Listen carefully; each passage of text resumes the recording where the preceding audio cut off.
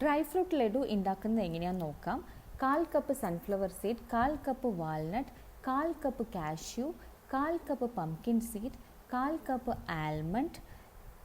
ഇത്രയും സാധനങ്ങൾ നമ്മൾ വറുത്തിട്ട് പൊടിച്ചതാണ്. ഒരു 5 മിനിറ്റ് സമയം വറുത്താൽ മതി. 1/4 cup chia seed, 1/4 cup flex seed, ഇത് ഒരു 5 മിനിറ്റ് സമയം വറുത്ത് പൊടിച്ചതാണ്. ചെറുപയർ അഥവാ ഗ്രീൻ ഗ്രാം നമുക്ക് ഒരു 5 മിനിറ്റ് സമയം വറുത്ത് പൊടിച്ചെടുക്കാം. ഇനി അതിനുശേഷം 1 ടേബിൾ സ്പൂൺ ഗീ നമുക്കൊരു പാനിൽ ഒഴിച്ചു കൊടുക്കാം.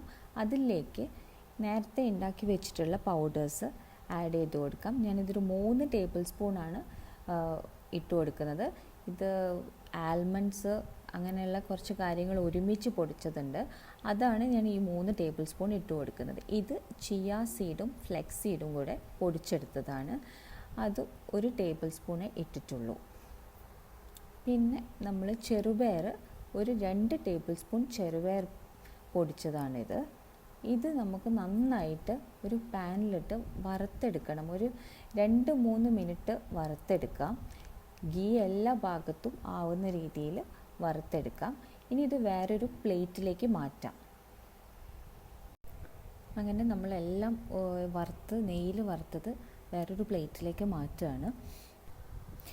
ഒരു 4 ചെറിയ ക്യൂബ് ശർക്കര ഇട്ട് കൊടുക്കാം. അതിലേക്ക് 1/4 കപ്പ് വെള്ളം ഒഴിച്ചു കൊടുക്കാം. ഇനി ഇത് നല്ല ശർക്കരപ്പാനി ആക്കി എടുക്കാം. ശർക്കരപ്പാനി ആയിട്ടുണ്ട്. അതിലേക്ക് നേരത്തെ നെയ്യിൽ വറുത്ത് വെച്ച പൊടികളൊക്കെ ഇട്ട് കൊടുക്കാം. നന്നായിട്ട് വഴറ്റിയെടുക്കണം. അങ്ങനെ ഇപ്പോൾ വഴറ്റിയെടുക്കുക. എല്ലാ ഭാഗത്തും ശർക്കര ആവുന്ന രീതിയിൽ മൊത്തം ഒന്ന് വഴറ്റിയെടുക്കാം. ഇനി ഇത് നമുക്ക് വേറൊരു പാത്രത്തിലേക്ക് മാറ്റാം. ഇത് വല്ലാതെ ചൂട് തണിയുന്നതിൻ്റെ മുന്നേ വേണം നമ്മൾ ബോളാക്കി എടുക്കാൻ. വല്ലാതെ ചൂട് തണിഞ്ഞു കഴിഞ്ഞാൽ നമുക്കത് ബോളാക്കി എടുക്കാൻ പറ്റില്ല. അങ്ങനെ ചെറിയ ചെറിയ ബോളാക്കിയിട്ട് എടുക്കുകയാണ്. ഇത് ചെറിയ ചെറിയ ബോളായിട്ടുള്ളത് ഒരു 9 ബോളാണ് ഇവിടെ കിട്ടിയിട്ടുള്ളത്. എല്ലാവരും ഉണ്ടാക്കി നോക്കാം.